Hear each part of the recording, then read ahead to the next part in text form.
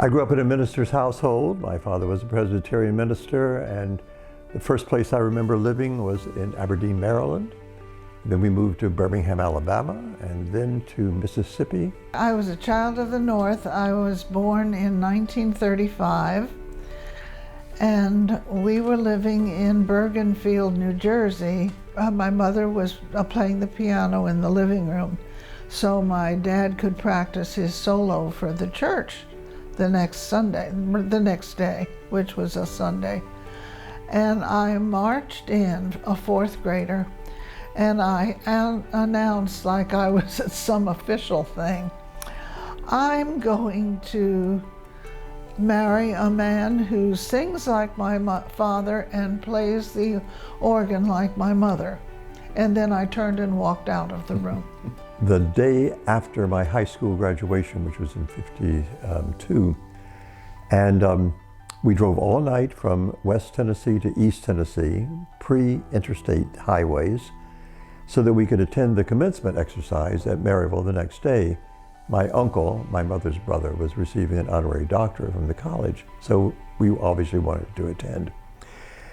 And sometime in the service, the people on the stage, the robed people, stood up and uttered the most beautiful sound I think I have ever heard come out of a group. And I was smitten at that particular point with choral music.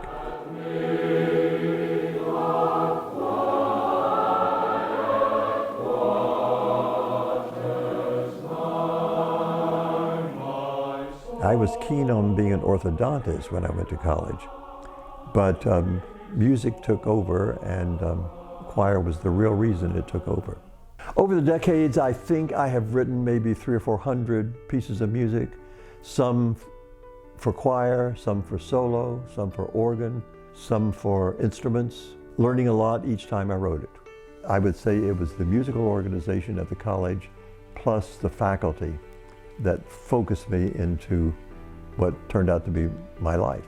My roommate, who was going through elementary education, she said, well, come with me and I'll take classes with me. So I did. And it was wonderful. And the teacher was marvelous. I was so glad when I did my student teaching. I had a ball. Westminster Fellowship was always talking about finding God's plan for your lives. And I realized that this is what I really needed to do. From college, we had a chance to go to Iran to teach in the community school, which was an international English-speaking school.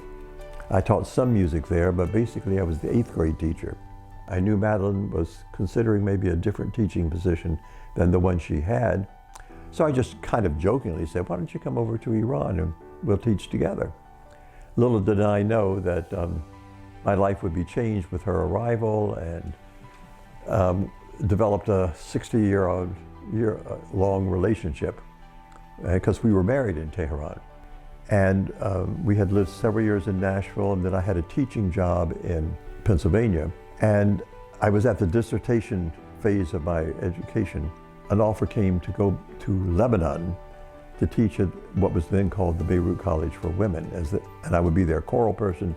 Madlon would help out with some education classes. And so we leapt at the chance. It was very much like being in Europe in some ways, only with a Middle Eastern flair. And it was a great place to live. During our time in Lebanon, I taught methods courses, a children's literature course, and supervised student teachers at Beirut College for Women, which is now Lebanese American University.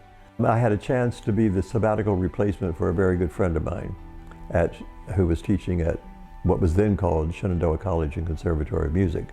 And so what turned out to be 1 year turned out to be 29 years of teaching at Shenandoah. When we moved back to the United States, I earned my PhD in 1996 from George Mason University, and I spent more than 2 decades teaching in the Winchester City Schools. I also worked overseas again, leading workshops in Lebanon, Egypt, Jordan, Bahrain, and the United Arab Emirates. I authored 2 books about brain-based teaching. Oh, I love teaching, period, and it was wonderful. I loved the kids, and fortunately, they loved me.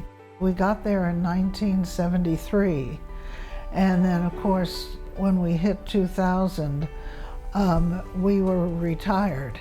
And that opened up another world, and I did quite a few theater roles, musical theater roles.